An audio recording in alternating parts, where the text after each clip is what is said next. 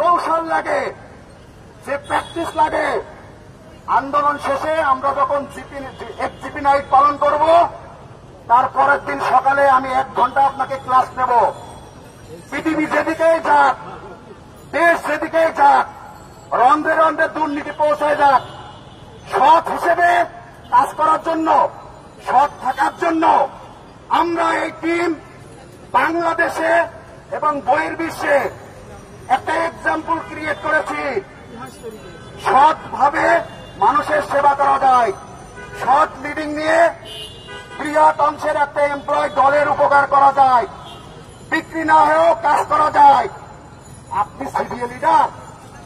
4 ফেব্রুয়ারি যখন আমরা বাইরে দাঁড়িয়েছিলাম গ্রামীণফোন ম্যানেজমেন্টের সাথে আলাপ আলোচনায় বসার জন্য, আলোচনায় অনেক কিছু সমাধান হয়। ফজলু সাহেব, সোশ্যাল মিডিয়ায় ভাসতেছে আপনার বক্তব্য, এখানে কেউ মূর্খ লোক নেই।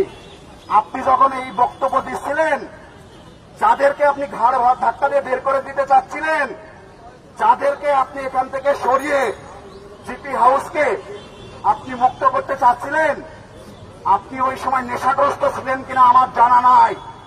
আপনাকে ওই ভিডিওটা আমরা ব্যক্তিগতভাবে আবার পাঠাবো, আপনার বক্তব্য আপনি নিজে দেখবেন।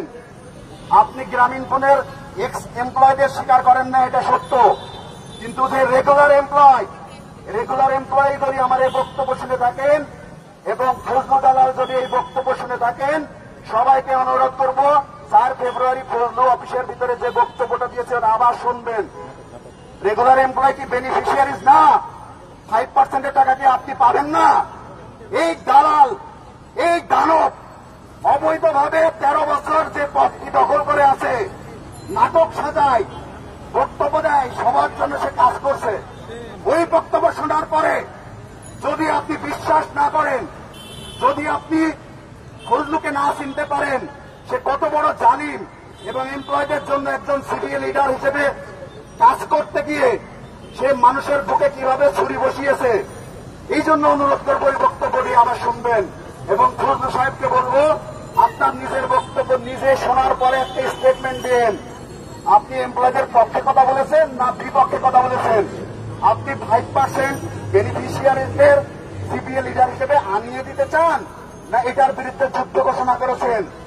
আপনি দাবি করেন আপনি চেন্নাই থেকে এমবিএ করা, আপনারা এমবিএ সার্টিফিকেট আমাদের সামনে শো করে আপনারা এই বক্তব্যের ব্যাখ্যা দিবেন আপনি কি বলতে চেয়েছিলেন। সংগ্রামী বন্ধুগণ, আমরা ডিসেম্বরের 2 তারিখ থেকে এখানে দাঁড়িয়ে আছি ভিক্ষা চাওয়ার জন্য নয়।